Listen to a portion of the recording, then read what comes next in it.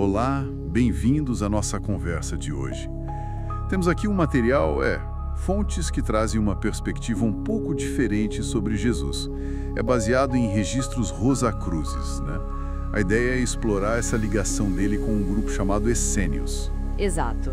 Uma visão bem mística, digamos assim.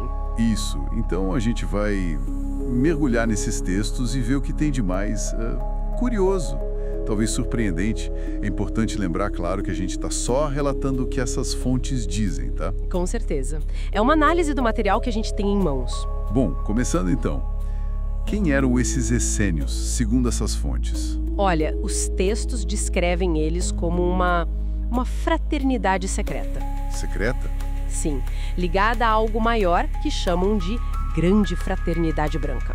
Tipo uma rede de grupos místicos, sabe? Entendi. E eles tinham centros no Egito, na Palestina? Isso, antes e durante a vida de Jesus. Eram conhecidos como Irmãos de Branco, por causa das roupas. Ah, faz sentido. E tem um detalhe interessante sobre o nome essênio. Qual? Segundo esses registros Rosacruz, o nome viria do egípcio Kashai, ou talvez do hebraico Shazai. E o que significa? Ambas as palavras querem dizer algo como secreto ou silencioso, o que combina bem com a natureza deles, né? Totalmente. E um ponto crucial nessas fontes específicas, elas dizem que eles não eram judeus por raça ou religião. Ah, não? Não. Eram frequentemente chamados de gentios e, segundo esses textos, teriam descendência ariana. É uma afirmação bem particular dessas fontes. Nossa, diferente mesmo. E como eles viviam? Tinham regras? Tinham, sim, bem definidas, aliás. Viviam em comunidade, os bens eram compartilhados, sabe? Usados para caridade. Eles mantinham até uns abrigos chamados Betsaida. Que legal. E focavam em virtude, essas coisas? Sim, preservar as doutrinas sagradas, manter sigilo em disputas, tipo, não falar o mal, não ver o mal, não ouvir o mal. E muita lealdade entre eles. E tinha aquela questão dos juramentos, né? Exato. Evitavam juramentos formais. A palavra deles bastava. Era considerada sagrada. E trabalhavam com o quê? Profissões construtivas, é o que dizem.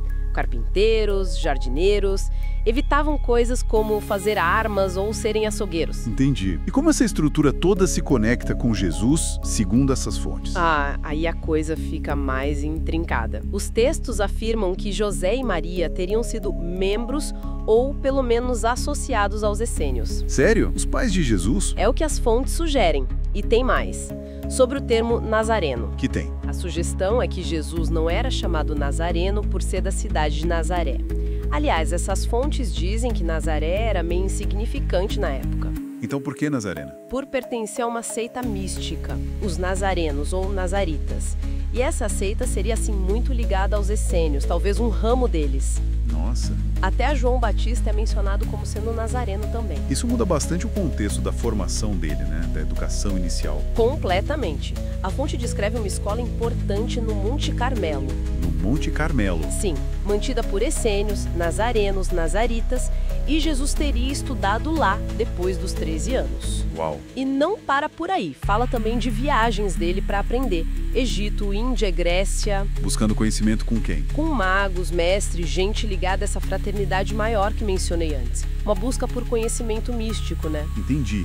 E tem outro ponto que diverge bastante da narrativa mais conhecida, que é a crucificação, certo? Sim, esse é um ponto bem forte na fonte. Ela alega que a ordem para a crucificação veio de Roma. De Roma? Não dos líderes religiosos locais. A fonte diz que a preocupação principal era política. Jesus sendo aclamado o rei dos judeus. Isso preocupou Roma. Faz sentido, politicamente falando. E aí vem a afirmação mais drástica. Que Jesus não teria morrido na cruz. Como assim? Não morreu? É o que esses registros dizem, que ele foi retirado da cruz ainda vivo. E levaram para onde? Para um túmulo secreto, um túmulo essênio. E lá, membros da fraternidade o teriam reanimado.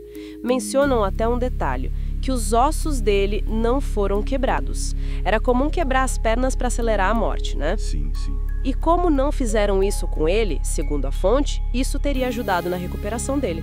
Caramba, então, juntando todas essas peças que a fonte traz... O que surge é uma narrativa bem diferente, né?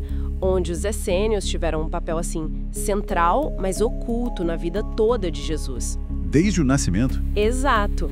Nascimento, educação esotérica e até mesmo esse suporte depois da crucificação. Eles seriam tipo guardiões de ensinamentos místicos. Ensinamentos que talvez sejam diferentes do que virou a doutrina cristã depois. Exatamente. Diferem do que se consolidou mais tarde. Fascinante, realmente. Exploramos então essa visão alternativa, né? Uma vida de Jesus muito conectada aos essênios, conforme descrito desses registros Rosacruz. Uma história que, bom, realça o misticismo, essa educação mais ampla e reinterpreta momentos-chave. Pois é, e isso deixa a gente com uma reflexão, né? Qual seria? Além das histórias que todo mundo conhece, que outras narrativas, que outras perspectivas sobre figuras históricas importantes podem existir por aí? Talvez preservadas em tradições menos convencionais ou em registros alternativos que a gente nem imagina.